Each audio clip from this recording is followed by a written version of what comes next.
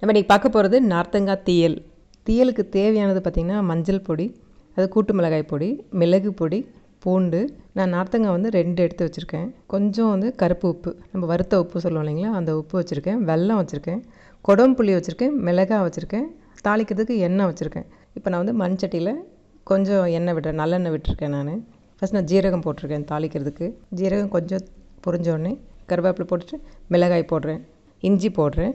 இஞ்சி கொஞ்சம் பொரிஞ்சோடனே நம்ம பூண்டு போட்டுக்கிறோம். எல்லாம் நல்லா கொஞ்சம் கோல்டன் ஆனோடனே நம்ம நார்த்தங்காய் போடுறோம். நார்த்தங்காய் வந்து நான் பச்சையாக தான் கட் பண்ணி போடுறேன், வேக வச்சு போடல.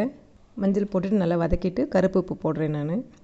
இப்போ வந்து நம்ம வந்து மிளகாய் பொடி கொஞ்சம், இப்போ வந்து மிளகு பொடி போட்டிருக்கேன். இப்போ வந்து நான் கொடம்புளி அப்படியே போட்டிருக்கேன். அப்புறம் வந்து வெல்லம் போட்டுட்டேன். இதெல்லாம் கரைஞ்சி இதிலே வேகும். இது பாருங்கள், நல்லா இருக்குது பாருங்கள், கலர் ரொம்ப நல்லா வந்திருக்கு. இப்போ ரெடி ஆகிடுச்சு. நீங்களும் செஞ்சு சாப்பிட்டு பாருங்கள், ரொம்ப ரொம்ப நல்லாயிருக்கும். தேங்க்யூ.